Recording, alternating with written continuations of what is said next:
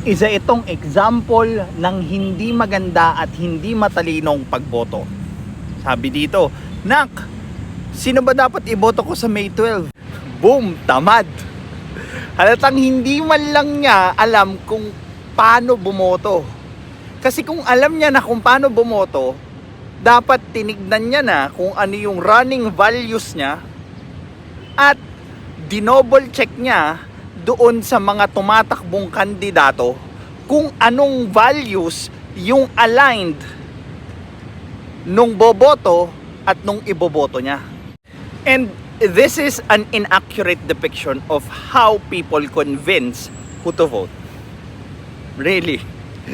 Kasi makakakita ka ng mga post na kung saan sinusumpa nila yung mga taong hindi iboboto yung mga iboboto nila. Kahit kapamilya at magkamag-anak pa yung nagsasaringan. So, the way they convince people who to vote is not more on reason but more on coercion. Hindi nila kayang makipag-argumento ng malumanay pagkos gagamit sila ng mga curse words like bobo mo, tanga mo, di ka marunong, kung ano-ano pang curse words, kung ano-ano pang ad hominem, para lang mapatunayan yung pagiging superior ng choices nila over the choices of other people. Guys, pag bumagsak kayo sa exam tas akala nyo ang bobo-bobo nyo or ang tanga-tanga nyo, huwag kayong mag-alala, open nyo lang to. Tas marirealize nyo na, ay punyeta, ang dami pala natin. Lalo na tong puki ng inang 5 million. Yes, naiintindihan ko yung sentimiento ng pagboto ng hindi deserve. But it does not mean na pwede mo nang yurakan yung pagkatao nung taong hindi boboto yung choice mo. Kasi tandaan nyo, si Mama Leni nyo nga nag-endorse ng isang unqualified senatoriable.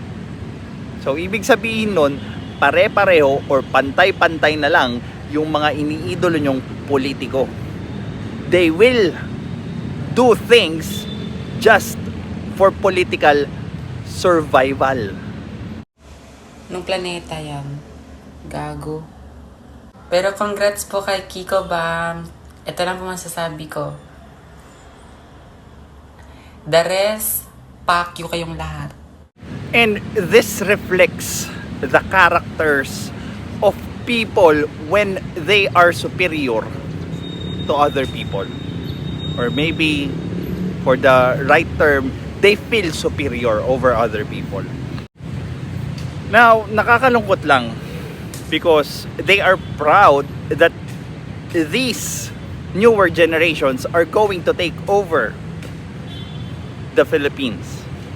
Now, exactly what you should be proud of kung ganitong ugali or ganitong values yung pinapakita mo just so you could have what you want. This is Pinoy Extreme. Have a good day.